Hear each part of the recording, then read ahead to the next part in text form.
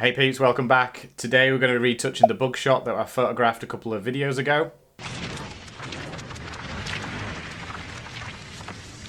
A lot of people have been asking me, especially on Instagram, they've been DMing me asking me if they can do the retouch or give them some advice on that. So I thought it'd be a good idea to do a little video about it. I'm going to supply the images so then you can retouch along at the same time. I know a lot of people don't have the equipment, a dead bug, or like time to photograph something like that, so I thought it'd be good for us to join along and just kind of follow along what I'm doing, and then you can test out yourself and, you know, apply the things that I'm doing, but also change it. You could change the color, you could change how the overall feel and looks, you know, put it on a white background, change things up, and then hopefully at the end we'll sort something out where you can send me the images and I can look at it, and then we can share it with everybody else. I think it's a really good idea to get the community together and practice and challenge ourselves. So I'm just going to crack on. Photoshop, here we go. So we're going to go File, Script, and then we're going to load all the images into Photoshop to let it do its auto stacking. So we're going to go Browse, highlight the images that we want to use, which is all these 7, and then we're going to attempt to automatically align the source images and let Photoshop kind of move them around. What it's going to do at the minute is it's going to, because we have stacked the images, and every time you stack something, every time you photograph something, it moves and it makes them a little bit smaller, a little bit bigger. So Photoshop's going to do all the work for us and basically align them all up to make sure it fits perfectly. And as you can see, it's done a really good job. It's made it all in line. So we're going to buzz through this. So here we go. Buzz. So we're going to go from there. We're going to go Edit, Auto Blend, and we're going to make sure that we've got stack images, we've got seamless tone and color selected, and then color aware selected as well. And this again, let Photoshop do it. I don't know how fast it'll work on everybody else's, but it's a good time to get a bit of hydration in.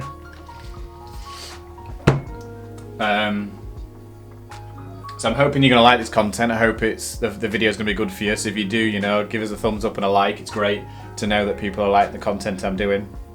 Subscribing really helps the channel out as well, so shameless plugs and stuff like that. So now Photoshop's done what it's done, and then it's I'm going to show you from here. So if we hold Alt and click on the bottom button, it will hide everything else, and then as we go up we can select and show, and then the last one at the top is basically the compressed file of everything that's below. So we're going to go from there, and I think we're just going to start straight off by cutting it out. So this is going to be a bit of a tedious thing, so I'm going to fast forwards on. And if you don't know anything about the pen tool, there's so many tutorials out there. Let me know in the comments below if you want a tutorial on how to use the pen tool. I use it on everything that I ever do because it gives me a sharp edge. I know quick selections are quick. I could do a quick selection on this, but for me personally, if I want to go into 100% and I can see that I cut it out properly, I much prefer that. Quick selection's there if you want to use it. Pen tool's there if you want to do, to me personally, a proper job. So yeah, let's just go with this.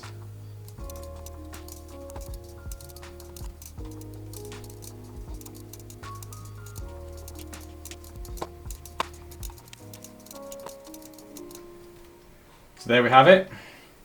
As you can see from here, we have all the points selected out now. It takes some time, but again, for me, precision is always a good thing rather than just a quick thing. If I'm doing something quickly to show somebody or describe someone what I've done, then yeah, 100% do a quick selection. But if you're doing a commercial, you're doing a proper job, or you want, you're doing it professionally, you're getting paid for it basically, you want to be doing it like this. This is my personal preference. I can see the difference from a quick selection to a pen tool. So what we're going to do now is go to Paths. We're going to hold Command and we're going to press on this little icon, the icon of the bug there, and that's going to give you the walking ants around the bug. I'm going to keep calling it the bugs, it's easier because I keep forgetting to call it beetle. So what we're going to do now is hold Command, Alt and R, and that's going to bring up your Refine Edge. We're going to zoom into Refine Edge. And I just want to pick out some of the little hairs that we've got on the arms of this bug.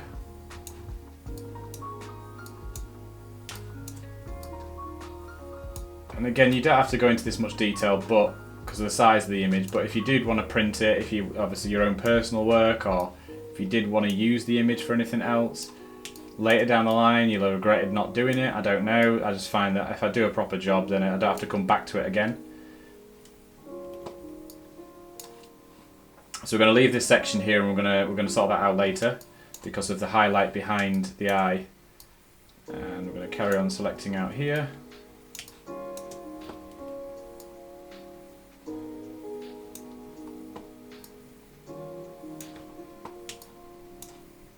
And in this section here, we're just going to go up to this tool up here, and we are going to highlight that back in, so we're not missing that bit out. So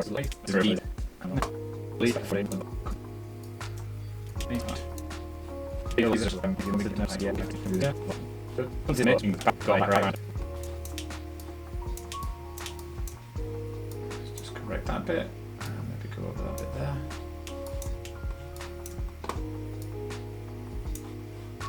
Nice. So what we can do as well while we're in this sort of preview mode is you can check what it's going to be like against the black background by going to black. You can check everything that's been selected out via this, and then you know we can show the edge where we've actually made the mask or we've adjusted the mask. I tend to use the red because for me it just shows everything that I need to see. As you can see, that's where we've made the marks around it, and that's our final result. So I'm going to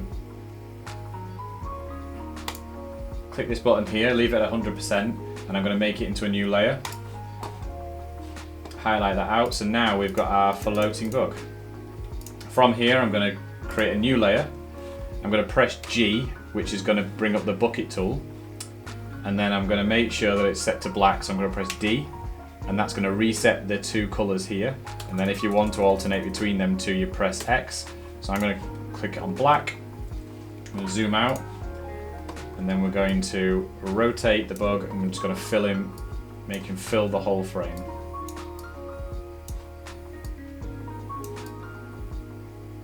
To where it kind of feels artistically comfortable.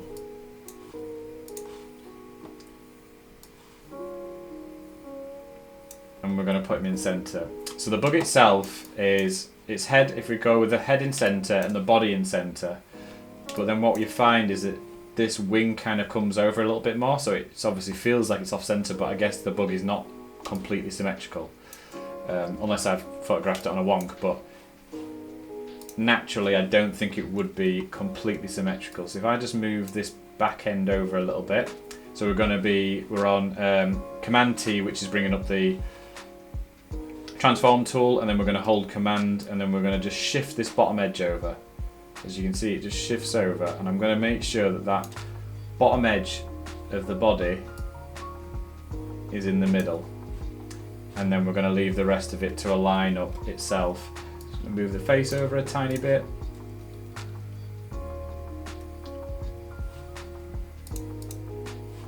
It disappeared for some reason then. There we go.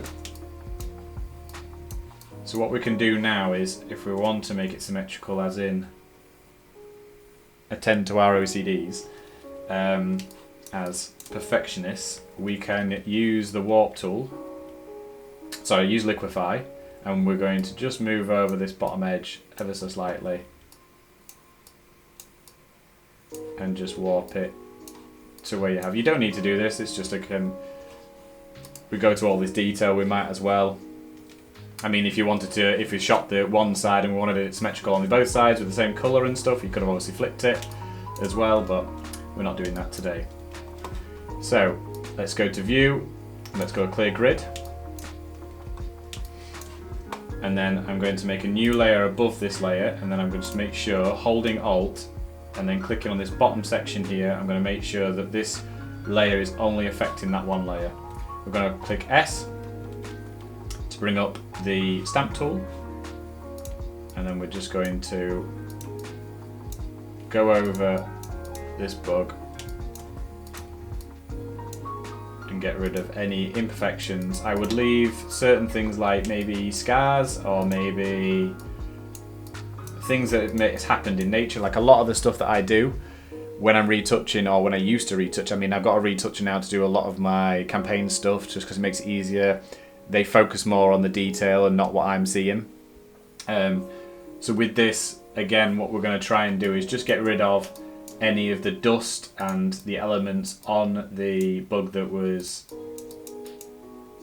it's not naturally there. Whereas if it's been in a fight or it's fallen off a tree or whatever it's done in nature and it's got marks on it, we're going to leave them in because that gives it detail.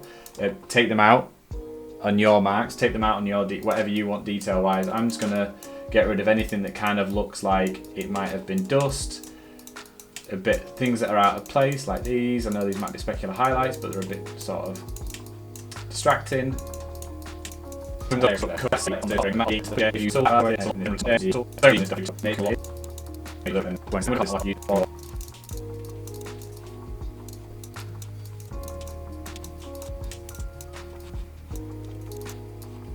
Right, cool, so we're going to get rid of some of these bits of hair and stuff that we don't want to be on the mask before we start going any further. So with the mask selected, we're going to click the B tool, which is the brush tool, and we're going to make sure we're set again to clicking D and then pressing X to reset. Because the bug's on a black background, which means that that's the sort of erase bit.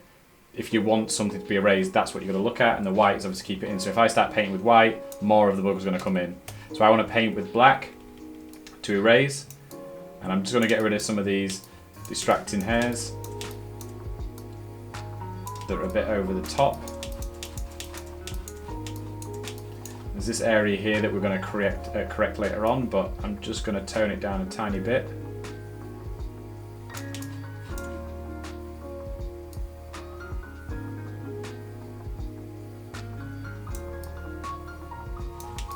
So we get a nice crisp edge. And again, I'm moving around by holding the spacebar button, and that brings up the hand tool. Go back to the correction layer and just correct them little bits there. Back to the mask and then pencil there. So basically now we're at a very good standpoint now to say we're happy where this is. I might just turn this section down a tad. So back to the stamp tool, and I'm just going to do it with 20% opacity. I want to keep it there, but I'm just going to tone it down. Nice. So obviously we need to sort this arm out and move another arm over there because it came without an arm. It got damaged, as in when I found it. So we're going to click Command, Alt, Shift and E, and that's going to bring everything to the top again.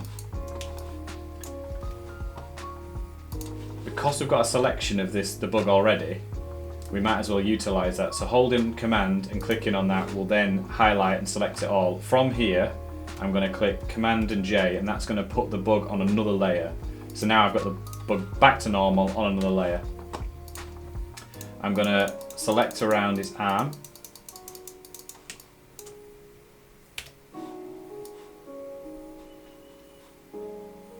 Or leg, whichever.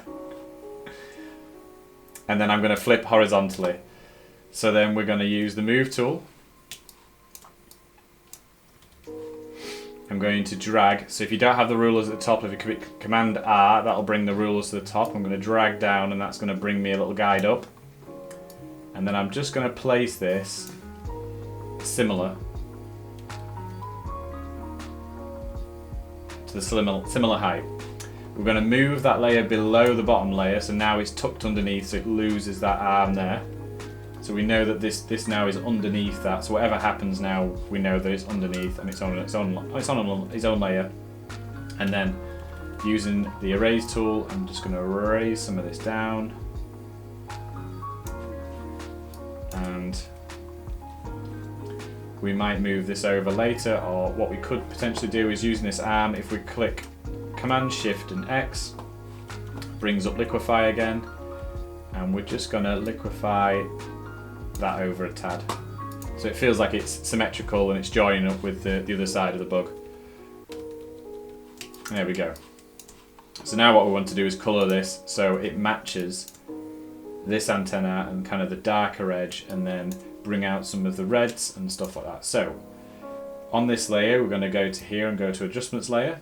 We're going to create a curves, and then we're going to do the same as we did before by holding Alt, pressing down on this, and then we're just going to drag down until we see a comfortable area. We've got to remember that there was a lot more highlight on the left hand side, so we're going to drag some of them highlights down as well, and then we're going to leave that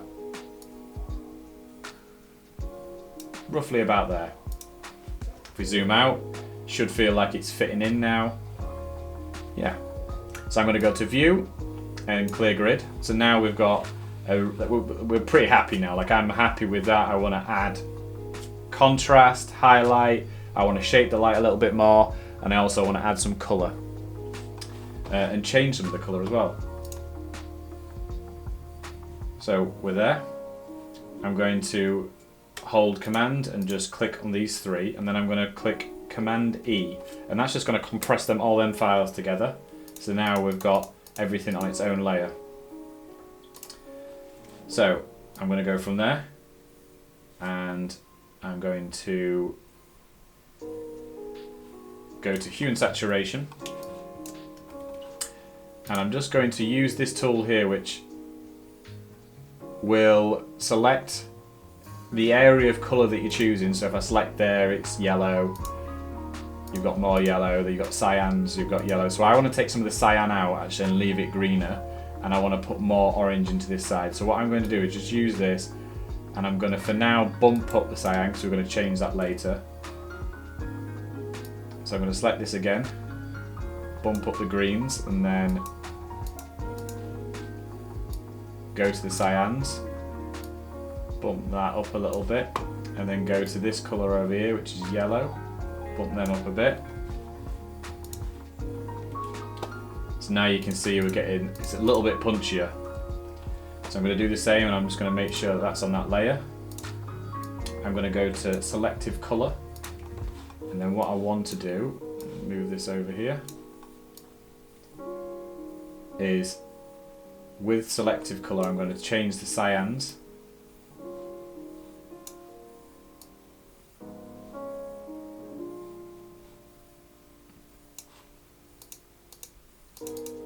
Such a slight adjustment, but it looks so much better when it's a lot greener.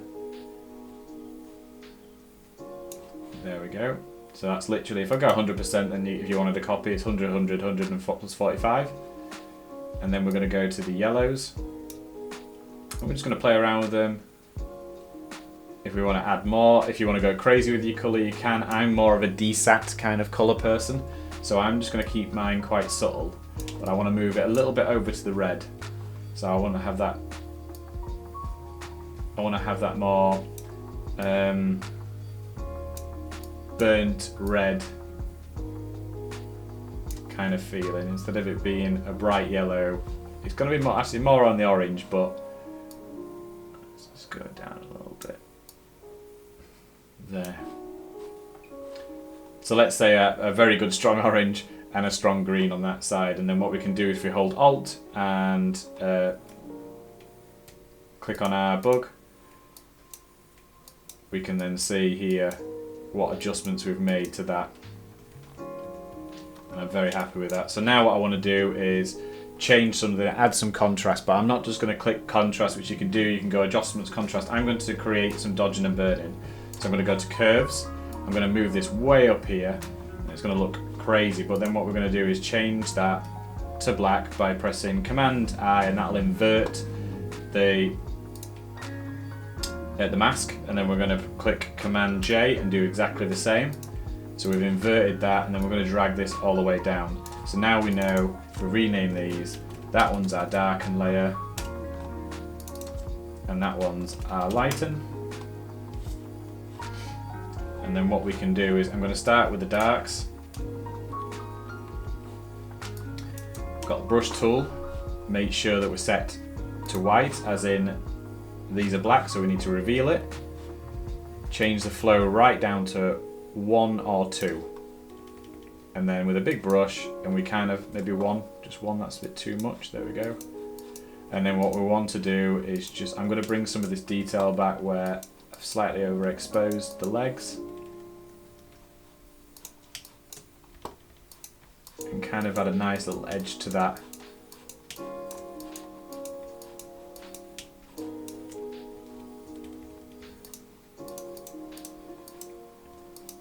And basically I'm kind of contouring where I want it to contour. Like, we lost a lot of the detail in the eye here, so bringing some of that back will be lovely.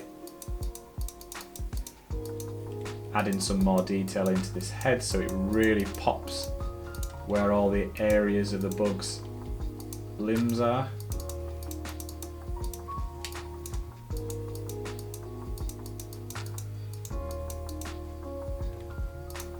And we know we're working non-destructively, so we can come back to that later.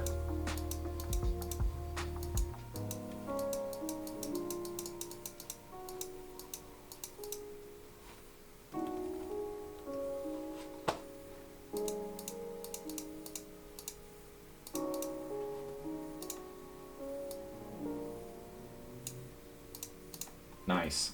So now we're going to do a little bit on the highlights.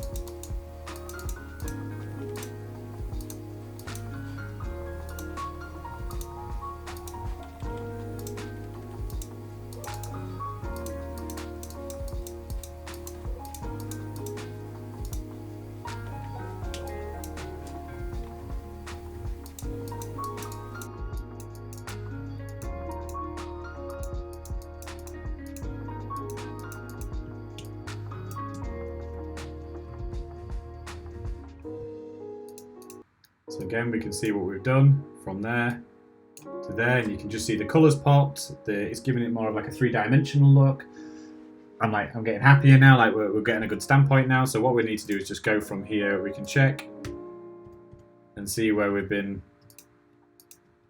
and we're happy with all that. Right, cool. So we've darkened some areas off, added some highlight contrast, and basically contrasted it up to give it a 3D effect. So we're going to add some sharpening now, and I'm going to use high pass. We have complete control over sharpening when we use high pass. Actually, one thing before, let's try something. Let's just add a new layer. Let's paint with white. And then let's open that layer by double-clicking in this open space here, and then basically we've got the styles layer. And then on this section here, if we bring this down by holding Alt, if you don't hold Alt, it will just move everything, and you get this horrible starkness. But if I leave it there and I hold Alt and then just shift this over, it smooths everything out. So we're going to bring that right over to here. I'm going to bring that down, and that's basically just picking up on all the highlighted areas, so that the top highlights of the image, so no shadows. And then I'm going to change that to soft light, and you'll just see it kind of adds like a specular highlight to the whole image. So specular highlights, back again. We've got specular highlights, and then I'm going to try and see what it's like if I put the other one. I might see if I can get a bit more detail out of these shadows. So let's paint over the top, and then we're going to do it the other way around now. So we're going to drag and shift the whites out. So if I click on that now, you can see it's ever so slightly just bringing up the shadows a little bit. Let's just check that again.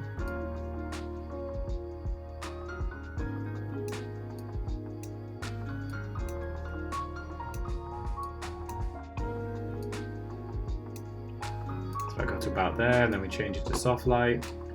You might see that, yeah, well, it's darkened off the whole image there. It's giving you a load more contrast, but it's probably doing too much to what we wanted. It's already quite a dark image in that middle bit. Wondering if we invert it. No, let's leave it as is. We've got a nice specular highlight there.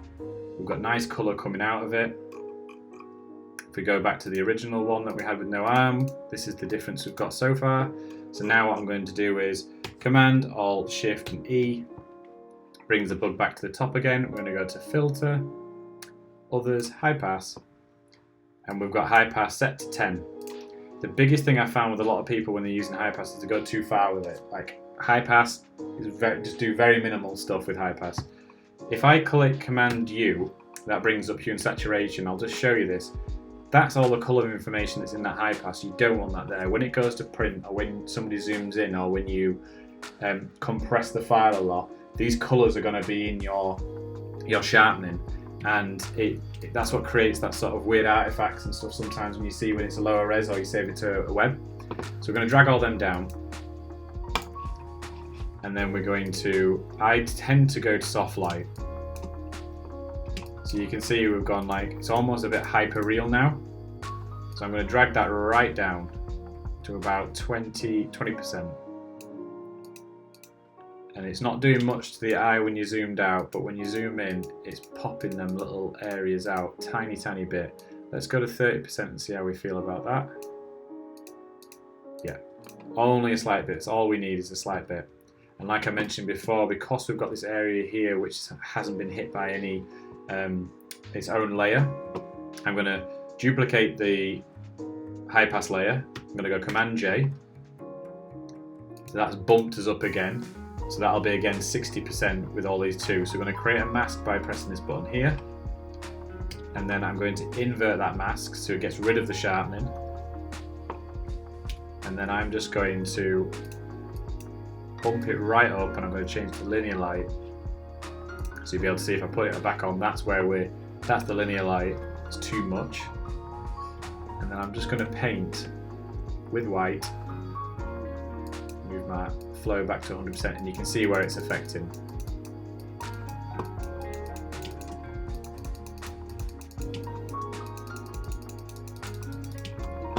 And then we're going to change this back to soft light, and then drag that down again. Oh, too far. So we've added a little bit more detail in them shadows in that area of the bug. And it's starting to look really good. So what I might do now is we've got to a final stages. We click Command, Alt, Shift and E. So that's going to again create another image at the top. I'm going to compress all these down into their own file so we know where we're starting and where I've ended. I'm going to go to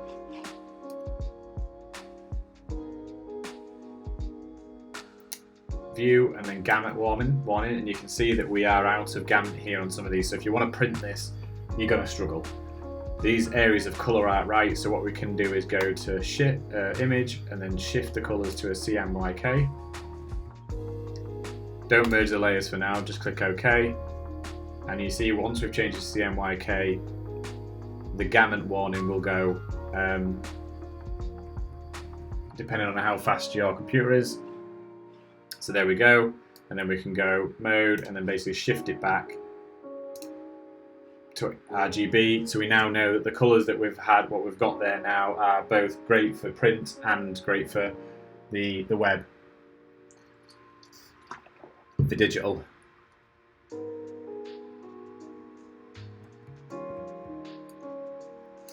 So we can test this out.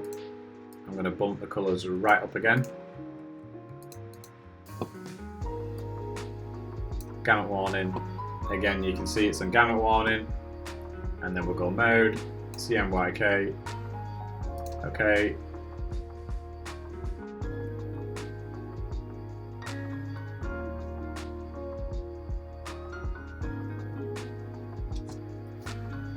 Stay hydrated.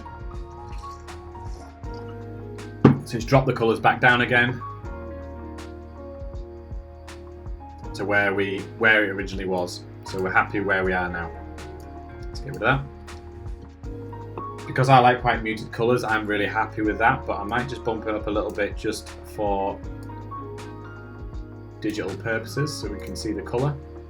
I'm using an ISO screen here as well, so generally the colours are a little bit more muted because it's a calibrated screen. So if I dragged it onto, say, like the MacBook screen, the colours would punch out a little bit more, and also like on your phones and stuff like that. So to see it on my screen right now, I've just bumped it up a little bit. It'll probably look a lot different on whatever screen you're on, as in every screen you use will have a different colour gamut on it.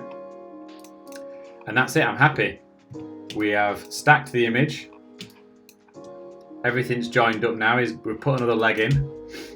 We've moved this down here. We've cut all this out, and it's on its own little background. It looks like a little art piece now. So what I might tend to do is just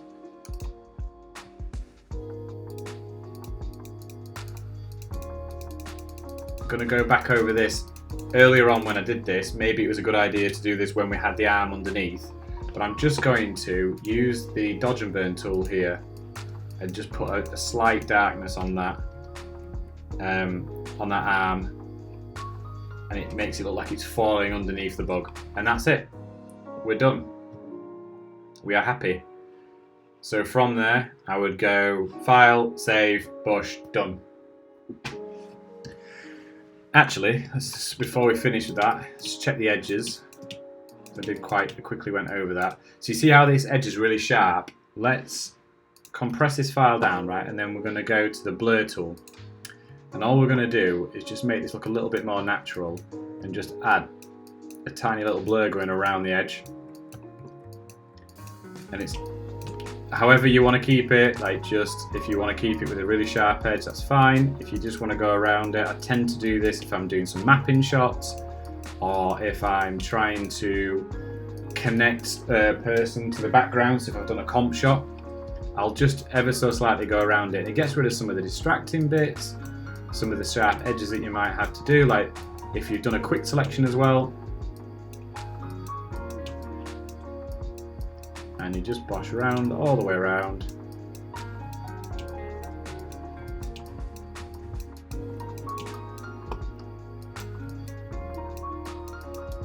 And it's a good way of hiding sometimes if you've made a mistake somewhere, or you need to blur an edge, or you need to blur something to make it fit within the background, so it's not the thing that everyone's looking at.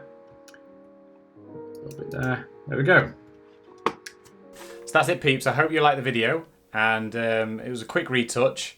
Well, I say quick, it's about 40 minutes, but at least there'll be zoom in points and you can do it in your own leisurely time. As I've mentioned before, in the description below there will be a link there to download all the JPEGs to this so you can follow along and do it yourself. If you like the content, please give me a thumbs up and subscribe. It helps the channel out a lot.